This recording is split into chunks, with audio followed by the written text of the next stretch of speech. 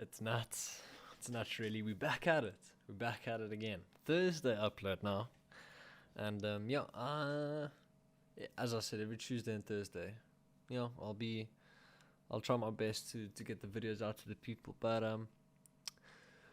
this past week has been pretty average, to say the least. I mean, you guys saw Slowy on Tuesday. His CT side performance on Mirage. Pretty good stuff. This next player, though, so I'm going to hit up the scoreboard now. This next player, it's awesome, to say the least. And it's a bit of an interesting one, considering he was a stand-in for the Gamedock Predator SummerSlam, which was a pretty good performance, all things considered, for Since the Five as a whole.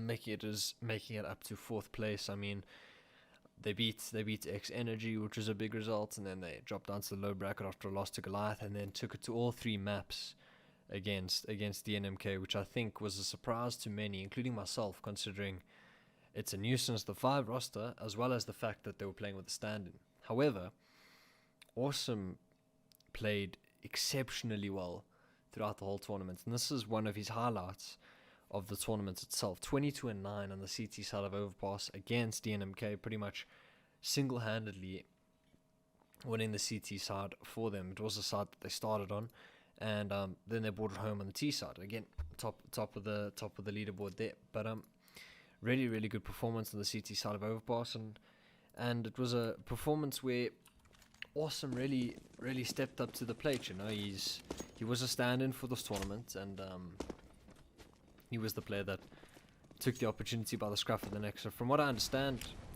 he may or may not play Comp CS this upcoming season. I'm pretty sure he's the only one that knows the answer to that, whether he's going to.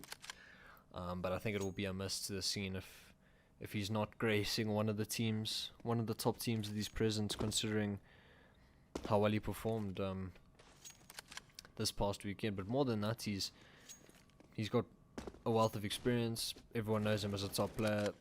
Really sick mechanical ability, and I mean we'll see what he's got in this demo. Pretty much.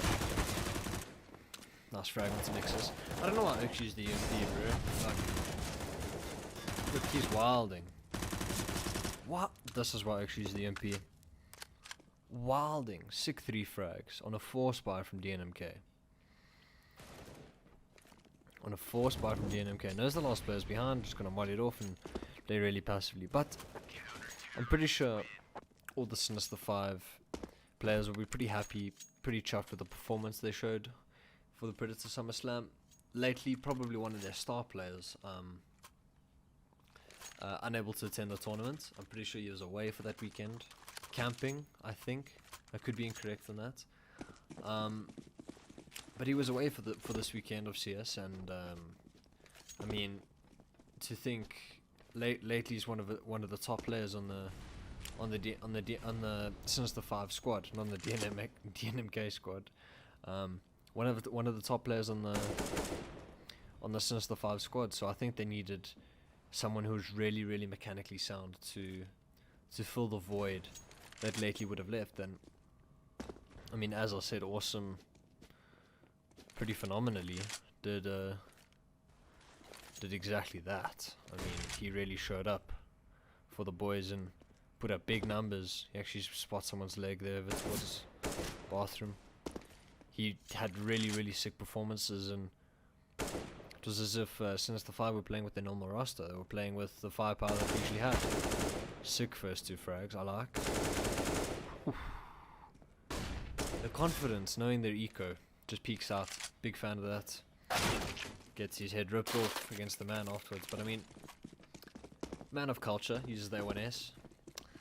Actually, no, I'm kidding. I don't know if it's a man of culture. I feel like the A1S is that gun where everyone uses the A4 nowadays, and you see someone with the A1S get a sick clip, and then you're like, alright, let me use the A1S, and then nothing happens, and then you just tag people for 88 and 4, and you can't control the spray after like the first like 8-9 bullets because it's just rough. But I mean, 2v5 this round, try to flash his teammate short, DNMK not blind, and there we go, tagging that player down low, and him losing his life just like that back into a 4-spy again. UMP, like, mad respect for using the UMP. I remember the old UMP was pretty much an assault rifle. The thing was genuinely cracked on console, but yeah, I think with regards to aw3some's performance this past weekend, I think when you're missing someone like Lately, who used to play for Omnius Gaming, and then when they had a really sick LAN performance, top team, and then now lately playing for the older Sinister 5, and then they had a bit of a reshuffle. Pretty much picking up a whole new roster, all things considered. Now they got a brand new roster: Jump-a-lot, Sheer, Chappie, Lately, and Ruben. It's got firepower. It's got firepower, definitely, and it's interesting to see how they're gonna perform this up and coming season, considering they're players we all know. They're players who all have. Oh, he actually got a frag there, but it's a USP frag. Oh, I remember this actually. He gets some sick frags, yeah. This is why aw3some is just so mechanically sound, bro. Like, hit some sick shots. Just trying to save the AK. Nice, 6 HP.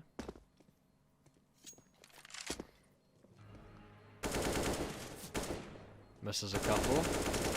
Tags him down, 2 bullets left. Oh my god. 1 bullet. I mean, you gotta respect that. You gotta respect that. You got 1 frag. You gotta respect it. I mean, come on. I know you didn't save the AK, but I mean, another eco again, nothing done from it, but a really sick half. And what I was saying was, Sinister 5, weakened Sinister 5, or seemed to be weakened Sinister 5 coming into this tournament, and I mean, aw3some putting up numbers which could warrant him a spot in the main lineup if he were given the opportunity. I mean, genuinely phenomenal.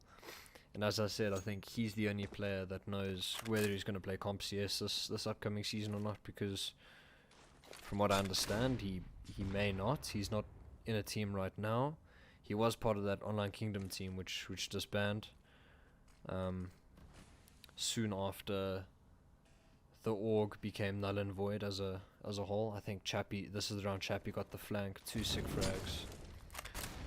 2 real sick frags there. And DNMK pushing smokes. Lando Calrissian, the man, the myth, the beast. Take out Nexus, 4v2. And this game was so weird, bro. Like, it always felt like Chappie was able to find a hole somewhere in the default. Whether he was aggroing toilets, aggroing lowers, aggroing long, he seems to always find the hole in the T default, which is interesting and questionable at the same time, all things considered. But I mean, I think Chappie played a big part, even though he may not have put up unreal numbers this match. I think Chappie played a big part in the victory for Sinister 5 as a whole this game. And one thing you'll see aw3some do is he's throwing that deep monster smoke pretty much every round. He's actually being the flex player. You'll see over towards A, over towards B, which is definitely what you want from someone who's just a sick player in general. Like, sometimes the best player on your team is the flex player, the player who can be on both bomb sites when need be. He can be that player who just goes into one bomb site and just gets sick frags and holds it down when his team is a man disadvantage. Now it's a 5v4. He's going to be playing around the smoke towards bathrooms on the dumpster. I think Carrigan was a player who made this position famous. Gets one into Heartbreak. Drops the molly. 4v4. 4v3. Double kill. Turning a man disadvantage into a man advantage. Tries to get away but gets killed by that blind Penny. But I think there's the deep monster smoke, which lands really deep into monster. Then often you'll see him hold these flashes as well, which is really good when you're trying to stop a rush. So James, as you see, drops that molly, and then if the T's are rushing, they effectively have to run through a smoke, run through a molly, and be blind. So it's really easy to mitigate the effect that a good old fashioned Tech 9 Rush B could have. I'm not a particular fan of overpass, but I mean, if you have good CT protocols, get opening picks pretty effectively. I think the way Mistim puts his CT overpass is you give him fountain, you give him the round, and just I think aggression on CT overpass is often what yields you really good information and often the round. So I think he's lining up a molly for default here.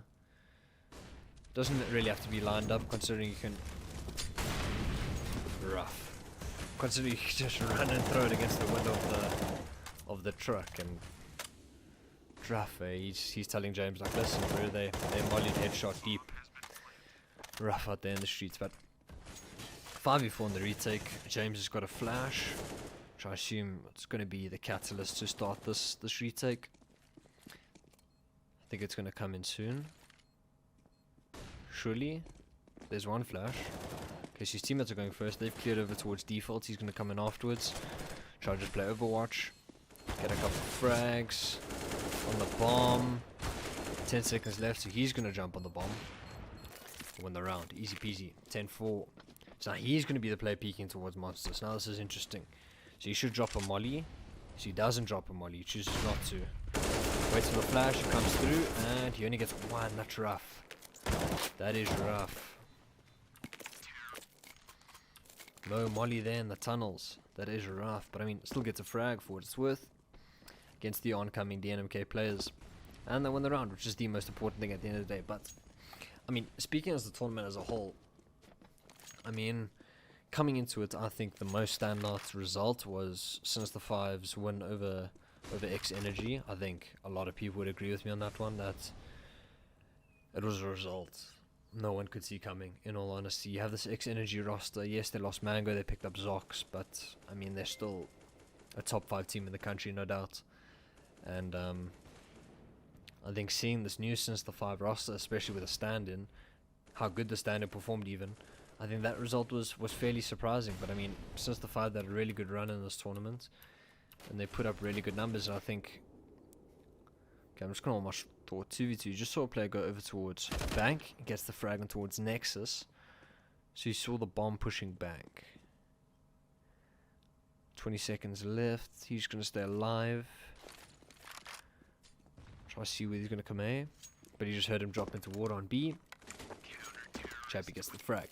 But I think aw3some, he's just one of those players who can pretty much fit in. If you're losing a fragger in a roster and you need a stand-in to be a fragger, exactly that, to be a fragger, I think aw3some is more than capable of doing that, and he showed. I think in the majority of Sin 5's games, he was towards the top of the scoreboard because he's just so mechanically sound. Like, his util usage may not be on point, but I mean, it is what it is, you know. If he's putting up sick numbers, then he's putting up sick numbers and doing what he needs to do. Especially as a stand-in, you know. There's no pressure on you. You're not expected to do much. You can just play your own game.